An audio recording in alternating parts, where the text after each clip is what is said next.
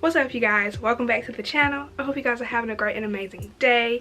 In today's video, I'm coming to you guys with my January TBR. Now, before I start, I just want to give you guys a heads up. These are the books that I'm really interested in this month and really in that type of mood to be reading.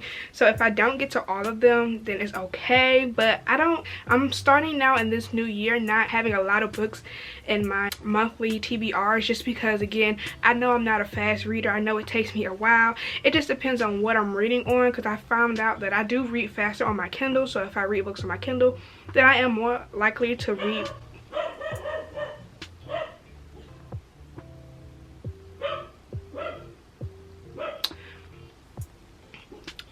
Anyways, I am more likely to read more books if I read on my Kindle, but if I read physical copy books, then it's gonna take me a while to read them. But anyways, let's just go ahead and jump right into the video. Alrighty, you guys, so the very first book that I have that I'm actually going to start today, I believe, I think I'm in the mood for it, is called Mr. President. It's the White House book 1. It is by Katie Evans. You know, I always have my picture right there. The synopsis read for the book, and I'm reading this on my Kindle. It says, "He's won the hearts of millions, but is he willing to lose his? I met the president's son when we were both young. Matthew Hamilton was handsome, polished, and intelligent. I'd never met a guy like him. He promised me that he'd never run for president. I promised that if he did, I'd be by his side. 3 terms later, an invitation to join Matthew Hamilton's campaign is the most exhilarating opportunity I've ever experienced. I'm determined to make a difference. He is determined to win." Focused on his goal, Matt is steadfast, ruthless, and disarming. All eyes on him, and his popularity is surging. But soon, the next possible president of the United States is possessing me in more ways than one. And despite the risk, I'm helpless to resist. We're stealing touches, stealing moments, and stealing away at night. But our chemical connection is quickly becoming dangerously compulsive, putting not only my heart, but Matt's chance at the presidency on the line. Winning will take everything. Walking away will be the hardest thing of all. So yeah, that's pretty much the synopsis. And you know, if you start the Kindle, it'll put you, I guess, at the author's note automatically. And so I kind of read that, and she talks about how it's really mostly about the romance. It's not really political. I mean, she has little political things here and there, but it's really not mostly like that. It's mostly just about romance and stuff like that, which I'm perfectly fine. I'm perfectly fine with, okay? So yeah, that's pretty much the first book that I'm pretty sure it will be in my wrap up, because I am starting that today. So yeah, that's pretty much going to be the first book that I end up reading, because I'm starting it today. But yeah, that is Mr. President by Katie Evans. The next book that I'm pretty sure I will most likely be getting into this month is going to be Late to the Party. Alright, you guys, sorry if the lighting is a little crazy. I'm trying to get the lighting situated for you guys. But anyways, like I said, the next book that I believe I'll be getting into this month is Late to the Party by Kelly Quindlen.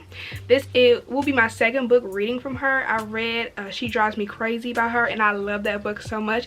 I believe I put those fictional characters in my top 22 fictional characters of 2022, and I also believe I put that book in one of my favorite books of 2022. One of those I talked about those books and those characters in both of those videos, so if you want to check them out, I'll put them in a link in the cards up above. So I decided to get another book of hers just because I simply love the characters. I love her writing, and I love that book so much. That book always has a special place in my heart, just because I did read that while getting out of a reading slump. So I was like, let me go ahead and try another one of her books. And her books, if I'm not mistaken, are, well, I don't know if she has more than 2, but so far I have 2 of her books, and there are LGBTQ, I would say YA romances. So the synopsis reads, "She's never crashed a party, never stayed out too late, she's never even been kissed. And it's not just because she's gay, it's because she and her 2 best friends, Maritza and Jacori, spend more time in her basement watching Netflix than engaging with outside world. So when Maritza and Jacori suggest crashing a party, Cody is highly skeptical. Those parties aren't for kids like them, they're for cool kids, straight kids. But then Cody stumbles upon one of those cool kids, Ricky, kissing another boy in the dark, and an unexpected friendship is formed. In return for never talking about that kiss, Risky takes Cody under his wing and draws her into a wild summer filled with late nights, new experiences, and one really cute girl named Lydia.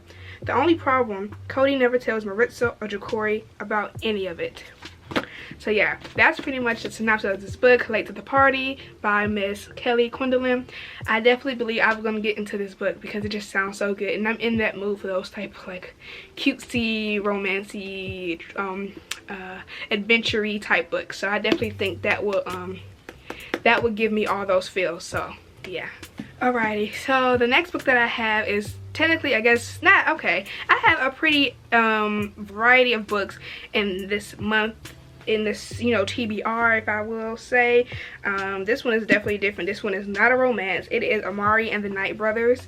I've heard really good things about this book, and first of all, the cover, adorable. And this will also be like my very first book that I read from a male author, if I don't believe, well, The Silent Patient is about a male author, but I still have not finished that book, so I can't say I've technically read it. But anyways, again, Amari and the Night Brothers. I know this is it's a duel. It has 2 books, this one and another one. And I've heard really good things about it, and I've heard people say that this is even, they like this more than the Harry Potter series, or Harry Potter books I should say. And this kind of reminds me of the Harry Potter books, but, and you know, I love me some Harry Potter, okay? I haven't finished all the books, but I do love Harry Potter, the books that I have read. But so synopsis of this basically reads, it says, Amari Peters has never stopped believing her missing brother Quentin is alive, not even when the police told her otherwise, or when she got in trouble for standing up to bullies who said he was gone for good. So when she finds a ticking briefcase in his closet containing a nomination for a summer tryout at the Bureau of Supernatural Affairs, she's certain the secretive organization holds the key to locating Quentin. If only she can wrap her head around the idea of magicians, fairies, aliens, and other supernatural creatures all being real. Now she must compete for a spot against kids who've known about magic their whole lives. No matter how hard she tries, Amari can't seem to escape their intense scrutiny and doubt, especially once her own supernaturally enhanced talent is deemed illegal. With an evil magician threatening the supernatural world and her classmates thinking she's an enemy, Amari has never felt more alone. But if she doesn't stick it out and pass the tryouts, she may never find out what happened to Quentin. That sounds really, really good, I'm not gonna lie. And it does give you like a Harry Potter theme, I feel like. So yeah, Amari and the Night Brothers, this has really been on my mind as far as me needing to get into this book and read it, especially because if I really do enjoy it, then I want to get the second book. And I believe this is a middle school read, if I'm not mistaken. But well, I would think so, because again, if they compare it to Harry Potter, Harry Potter was like a middle school type read, something like that. So yeah, Amari and the Night Brothers by B.B. Alston. I definitely think, I know I'm going to push to get this into my January wrap-up, so I'm going to read this month. That's my goal. Alrighty, the next book that I have for this month, and I'm actually quite excited because I heard really good things about it, and it is, I guess you could say, a popular book amongst TikTokers, like a BookTok and stuff like that. And originally I was never going to get this book. I swore like I was never going to get it, I was never going to read it, didn't want to, didn't care for it. But then I don't know, I went to Walmart, I saw the book at Walmart, I read the synopsis, and it sounded okay, it sounded interesting. I don't know, I just, you know, for some reason you just feel the need to get a new book for some reason. So I ended up ordering on Amazon. It came in yesterday, and so it is The Love Hypothesis by Ali Hazelwood. You guys, y'all know, okay? Y'all should know what this book is about. I don't really think I need to go into explanation. I mean, it's a fake dating, I believe, trope. It is very popular. You watching this video probably have already read this before I have. So yeah, I don't think I need to go into any detail about this book. The Love Hypothesis by Ali Hazelwood, with the bonus added chapter in it as well. This is, I think I'll be able to get to it this month. I mean, first of all, the cover is really cute. It really is cute. And what is it, like 30-something pages? Yeah, I don't know. And I love the flappiness is really, I'm enjoying the flappiness of this book. But yeah, I think I can get to this month. If I do, you most likely will know, because I'm gonna probably do a reading vlog of this, because again, you know, why not, just to get a live reaction of how I feel of the book. So again, The Love Hypothesis by Ali Hazelwood. Alrighty, so the next book is, again, definitely different as far as like genre. This is a mystery thriller, and it is A Flicker in the Dark. This is my book of the month, book that I added on this month for January. Again, this was also a book of the year finalist from last year. It was, I heard really good things about this book. That's why I picked it up. And also the synopsis sounds really, really good of the book. The synopsis reads, basically, it says, when Chloe Davis was 12, 6 teenage girls went missing in her small Louisiana town.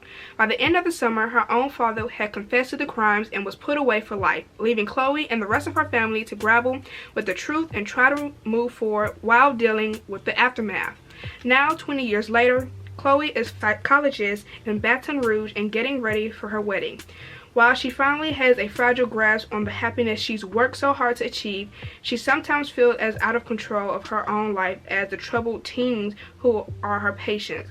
So when a local teenage girl goes missing and then another, that terrifying summer comes crashing back. Is she paranoid, seeing parallels from her past that aren't actually there? Or for the second time in her life, is Chloe about to unmask a killer? From debut author Stacey Willingham comes a masterfully done lyrically thriller certain to be the launch of an amazing career. A Flicker in the Dark is eerily compelling to the very last page. Yeah. So that's, again, is A Flicker in the Dark. This is by Stacey Willingham. And I realized I actually have another book of hers. All the Dangerous Things. I believe they got released this month. And I had that from last December book of the month pick. But I haven't read it yet. So I'm pretty sure this is going to be my first Stacey Willingham book, even though I have two. I'm really excited. This sounds really, really interesting, and I do want to get to this in this this month. And again, this might also be in a reading vlog as well this month, because this sounds like something I would want to read on camera, so you guys can like get the interaction and the reaction of me of this book live. Well, it won't be live, but you know, in action as I'm having the reaction, if that makes sense. But yeah, A Flicker in the Dark by Stacey Willingham. Alrighty, guys. Last but not least, the last book that I believe I bent the bookmark. Not the book, but the bookmark. It's okay. It's fine.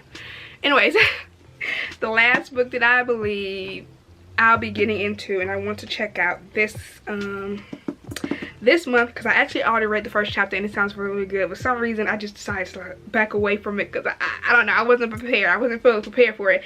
But it is another book by another author I have talked to you guys about in last month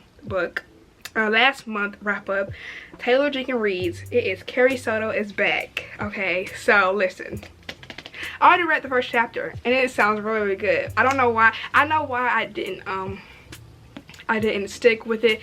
It was only because I had another book on my mind that just kept telling me to read it, because I had another book that I had started but then I DNF'd. It kept telling me to come back to it because it was a part of a series that I really enjoyed. But yeah, so that's why I was like, okay, I know I'm going to read this month. Let me just go back to that book, then I'll come back to this. But yeah, Taylor Jenkins Reads, Carrie Soto is Back. I definitely know for a fact I'm going to get to this in this month. The synopsis reads, Carrie Soto is fierce, and her determination to win at any cost has not made her popular. But by the time she retires from tennis, she is the best player the world has ever seen. She has shattered every record and claimed 20 Grand Slam titles, and if you ask Carrie, she is entitled to every one. She sacrificed nearly everything to become the best, with her father Javier as her coach. A former champion himself, Javier has trained her since the age of 2.